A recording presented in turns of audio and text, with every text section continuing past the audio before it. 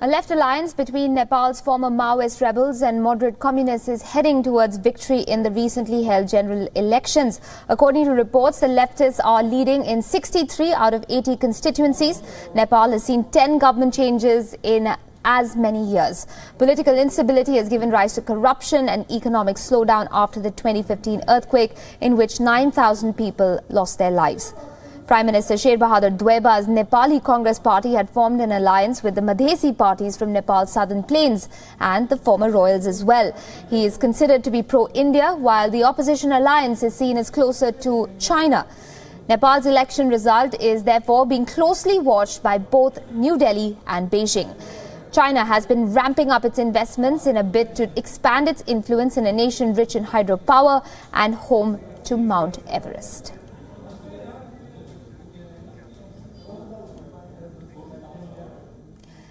Joining me this evening for more on Nepal's historic elections from Kathmandu is Koshraj Koirala. He's a senior journalist joining us this evening. Thanks very much for speaking with us, Mr. Koirala. Are the early trends indicating an easy victory for the Leftist alliance?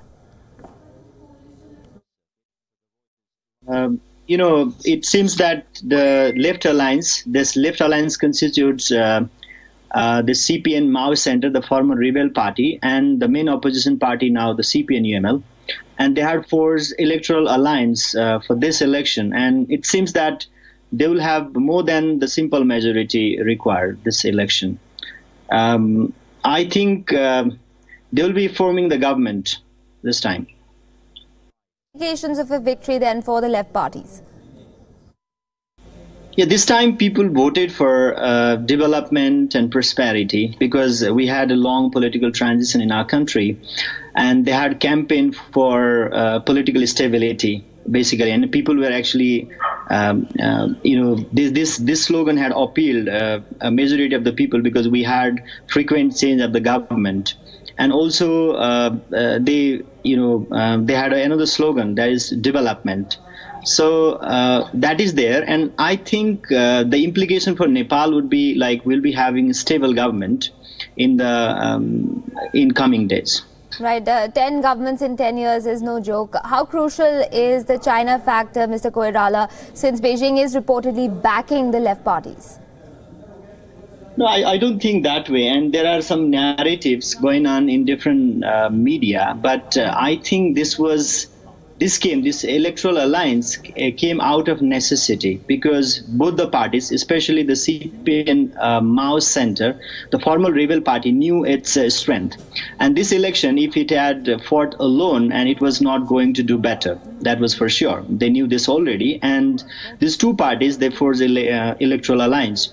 And of course, Chinese, there's liking, and China obviously maybe wanted to have leftist government, which would be which it feels that would be comfortable to work with, and India, normally it has preference over this Nepal. Fair enough, but we can't take away the Beijing factor, the New Delhi factor. What exactly do you think a win for these left parties is going to mean for both those countries' relationship with Nepal? I think none of the government in Nepal would be in a position to ignore Delhi or Beijing. They have to, because this is our geopolitics, we have to ensure that we have balanced relations with both New Delhi and Beijing. And I hope this government, even no matter which government comes in place, whether it is rightist government or the leftist government, they will have to ensure good relation with both Delhi and Beijing. I don't see any fundamental change in the Kathmandu's relation with Delhi or Beijing, no matter which government comes in power here in Kathmandu. Okay, we'll have to wait and watch on that one. But the trends, of course, indicating that the left parties are headed for victory. We'll have to wait for those results to come out. But if, in case they are true, Mr. Koirala, what are going to be the big agenda issues for the Leftist alliance?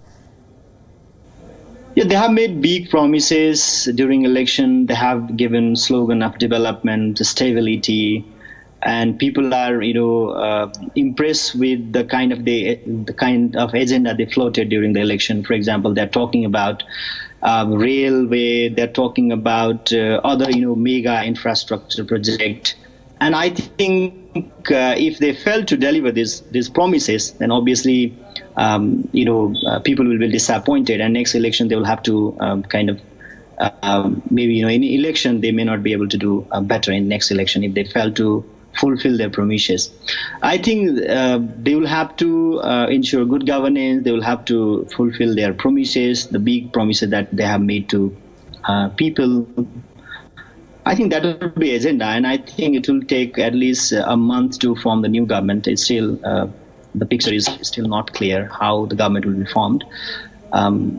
But let us see how it goes. But this vote counting is still there, and we have this FPTB, that's first past the post electoral system. Right. And also we have proportional electoral system. And Election Commission says they will be able to conclude this first past the post voting of this first past the post electoral system within next few days, and they will go for counting of this proportional electoral system.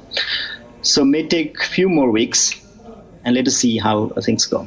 Okay, we'll be watching alongside you. Koshraj Koirala, thanks for your time and speaking with us this evening at WION.